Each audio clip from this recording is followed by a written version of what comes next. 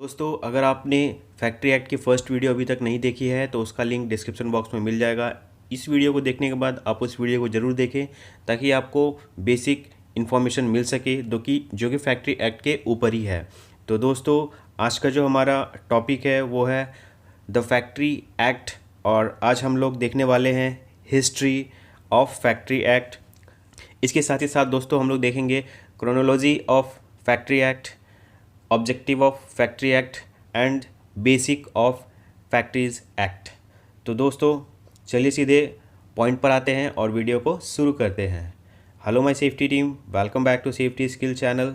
सो friends, सबसे पहले history से शुरू करते हैं क्योंकि ये वीडियो मैं हिस्ट्री पर ही फोकस करके बनाया हूँ। तो फर्स्ट जो पॉइंट है, in India industrial revolution started in 18th century. कहने का मतलब है कि फैक्ट्रीज़ एक्ट का शुरुआत कैसे हुआ, उसके पीछे सोच क्या थी और क्या सीन क्रिएट हुआ था इंडिया में, उसके बारे में हम लोग थोड़ा सा शॉर्ट में चर्चा करेंगे। तो दोस्तों 18th सेंचुरी में इंडिया में इंडस्ट्रियल रिवॉल्यूशन शुरू हुआ था, ठीक है, जिसको औद्योगिकीकरण भी बोलते हैं हिंदी में। तो हुआ क्या था दोस्तों कि 1818 में बंगाल में सबसे पहले फर्स्ट कॉटन मिल का स्थापना किया गया था। उसके बाद दूसरा जो कॉटन मिल है वो मुंबई में स्थापना किया गया 1851 में। तो इसके साथ ही साथ क्या हुआ कि दोस्तों एक इंडस्ट्रियल रिवॉल्यूशन चलता गया, लोग कंपनी से जुड़ते गए। जो इसके पहले कृषि से लोग ज़्यादा जुड़े हुए थे, वो लोग अब धीरे धीरे इस इंडस्ट्रियल की तरफ मूव करने लगे और इंडस्ट्री में काम करके वो अपनी रोज़मर्रा की जो खर्च है वो निकालने लगे, तो ज़्यादा वो डिपेंडेंट होने लगे इसके ऊपर। तो जब क्या हुआ कि 1818 में फर्स्ट कंपनी बनी, सेकंड कंपनी 1851 में बनी और धीरे धीरे कई छोटे मोटे कंपनी बनते गए। तो क्या हुआ कि लोग जुड़ते गए तो एक स्थिति ऐसी आई कि काफ़ी लोग जुड़ गए और कंपनी का जो वर्किंग कंडीशन था और जो टाइमिंग था उन सब पर सवाल उठने लगे, ठीक है। तो क्या हुआ कि भारत से पहले ये फैक्ट्रीज़ एक्ट और इसके जो भी इश्यूज़ है वो फॉरेन में पहले डिस्कस होने लगे और वहाँ पर इसके ऊपर पहले ही एक्ट बने, ठीक है, जो कि 1833 में बनाया गया था फॉरेन में, नॉट इंडिया में। तो उन सब चीज़ों को देखते हुए इंडिया की जो उस समय लॉर्ड रिपन की जो सरकार थी, तो वो इन चीज़ों पे गौर करने लगी और 1875 में एक कमेटी बनी जो ये देखने के लिए बनी कि लोग कैसे काम कर रहे हैं, किस कंडीशन में काम कर रहे हैं, कितने देर तक काम कर रहे हैं, किस एज के लोग काम कर रहे हैं, ये पूरी डाटा निकालने के लिए और इसको कैसे और इम्प्रूव किया जाए, कैसे रेगुलेट किया जाए, इसके लिए वो टीम बनी थी, ठीक है। तो ये सब चीज़ मॉनिटर करने के बाद 1881 में इंडिया में फर्स्ट फैक्ट्रीज एक्ट आया, ठीक है। The first factory act was passed in 1881, adopted by Lord Ripon and focused on children's working hours and 4 week offs, applicable on 100 workers, ठीक है। तो इसमें क्या क्या ध्यान देना दोस्तों कि जो लॉर्ड रिपन थे उन्होंने इसे अडॉप्ट किया था और ये चिल्ड्रंस का जो वर्किंग टाइम है, उनका एज है, उसके ऊपर फोकस्ड था, ठीक है। और इसमें ये भी एक प्रोविज़न बनाया गया था कि मंथली 4 छुट्टी मिलने चाहिए, जो होल डे का छुट्टी होना चाहिए, ठीक है। और ये स्टार्टिंग जो फर्स्ट फैक्ट्री एक्ट था वो 100 लोगों के ऊपर एप्लीकेबल है। अभी का जो फैक्ट्री एक्ट है वो कितने लोगों पर एप्लीकेबल है वो भी अभी हम लोग देखेंगे। तो आगे बढ़ते हैं। In 1891 second factories act was passed, extended to the factories employing 50 और more workers and focused on working hours. 1881 के बाद जो 10 साल के बाद, ठीक है, 1891 में फैक्ट्रीज एक्ट आया जिसमें और इम्प्रूवमेंट किया गया और इस रूल्स एंड रेगुलेशन को स्ट्रेंथन किया गया, जिसमें जैसे कि फर्स्ट एक्ट जो है वो 100 एम्प्लॉय पे एप्लीकेबल था, बट अब क्या हो गया, ये 50 पे एप्लीकेबल हो गया और वर्किंग आवर्स पे ज़्यादा फोकस हो गया, ठीक है।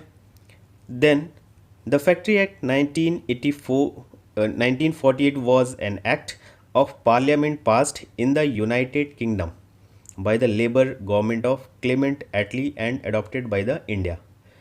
तो अगर आपसे कोई पूछे कि इंडिया में जो फैक्ट्रीज एक्ट 1948 है ये कहाँ से लिया गया, कहाँ से अडॉप्टेड है, तो ये है यूनाइटेड किंगडम से, ओके। तो चलिए दोस्तों अब आगे देख लेते हैं। The chronology of factories act chronology कहने का मतलब है कि फर्स्ट इंडियन फैक्ट्री एक्ट कब आया और धीरे धीरे कैसे उसमें अमेंडमेंट हुए और अभी क्या कौन से चल रहे हैं, ठीक है। तो चलिए देख लेते हैं। The first Indian factory act जो आया था वो 1881 में आया था। The second Indian factory act 1891 में आया था। ये उसका अमेंडमेंट ही था। अमेंडमेंट कहने का मतलब होता है दोस्तों उसमें कुछ बदलाव करना, कुछ अपडेट करना, ठीक है। Enactment of new factories act is 1911। Then factories amendment act 1922 आया। उसके बाद द फैक्ट्रीज एक्ट 1934 आया और जो अभी लेटेस्ट है जो चल रहा है वो है 1948, ठीक है। ये आया कहलाता है 1948 बट ये 1949 से लागू हुआ था। आगे हम लोग वो भी देखेंगे। तो ये है क्रोनोलॉजी फैक्ट्रीज एक्ट का। आगे बढ़ते हैं। अभी दोस्तों हम लोग क्या देखेंगे, बेसिक ऑफ फैक्ट्रीज एक्ट। इसमें क्या क्या चीज़ें हैं जो हमें ध्यान देने चाहिए, जो इंटरव्यू पूछे जा सकते हैं और मल्टीपल चॉइस क्वेश्चन में आपको कहीं भी आ सकते हैं। So first is this act may be called as the factories act 1948, ठीक है। ये याद रखने हैं। कोई फैक्ट्री एक्ट बोलता है बट फैक्ट्रीज एक्ट सही, ज़्यादा सही है। Second is it extends to the whole of India, जो कि इंडिया के हर भाग में ये एप्लीकेबल है इक्वली, ओके।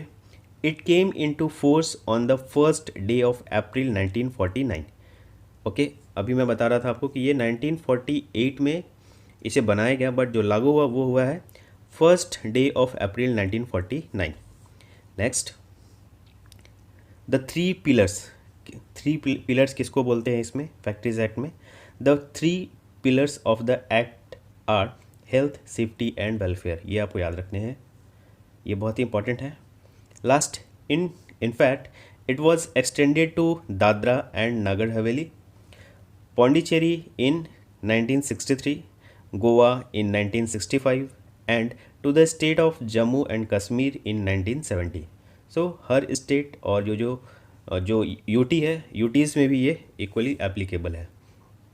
तो चलिए दोस्तों और आगे बढ़ते हैं।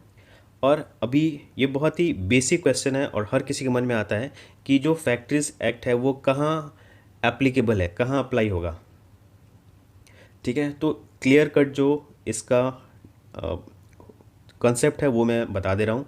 और अगर आपको ये जानना है कि व्हाट इज़ फैक्ट्री, एक फैक्ट्री का डेफिनेशन क्या है, तो उसका लिंक मैं आपको डिस्क्रिप्शन बॉक्स में दे दूँगा, आप उसे भी चेक कर सकते हैं। तो फैक्ट्री एक्ट कहाँ एप्लीकेबल है? It applies to the factories employing more than 10 people and working with the aid of power. Aid power कहने का मतलब है इलेक्ट्रिकल पावर। और employing 20 people and working without the aid of power.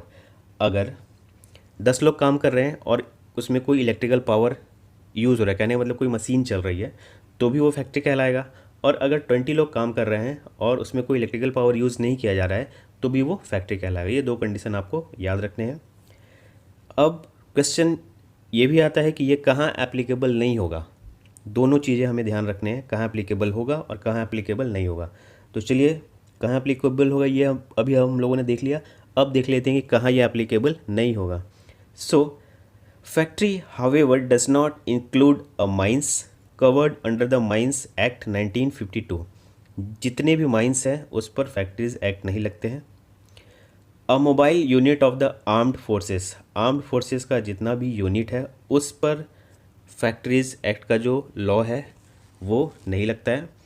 A railway shade और अ hotel, restaurant और eating place, hotel restaurant जितना भी है और खाने वाली जगह और रेलवे, इन सभी जगह पर फैक्ट्रीज एक्ट नहीं लगते हैं, ठीक है। वहाँ 10 लोग काम कर रहे हो, 20 काम कर रहे हो या 30 काम कर रहे हो, इससे कोई मतलब नहीं है। ये 1948 एक्ट वहाँ पर एप्लीकेबल नहीं होगा, ये क्लियर कट फैक्ट्रीज एक्ट में लिखा हुआ है, ठीक है।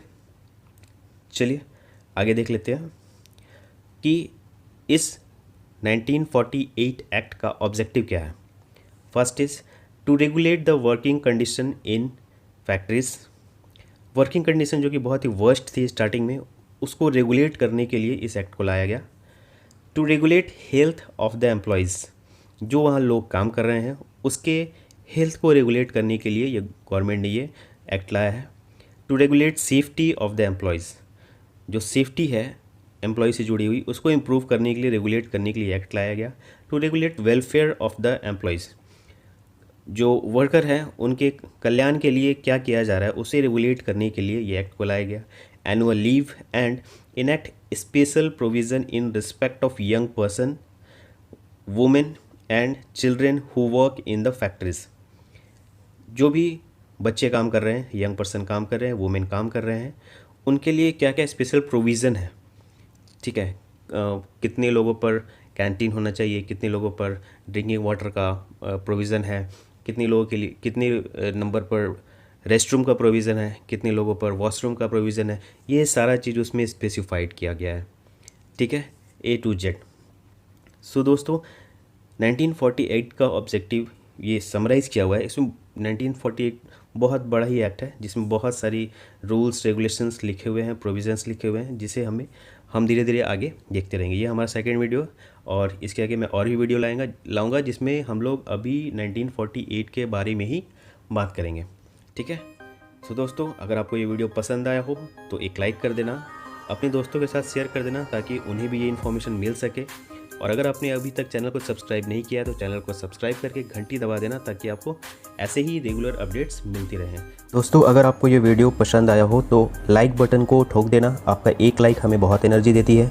इसी तरह के और भी वीडियो देखने के लिए नीचे लाल रंग के सब्सक्राइब बटन को प्यार से दबाकर घंटी बजा देना और अपने ग्रुप्स में शेयर कर देना। Keep watching.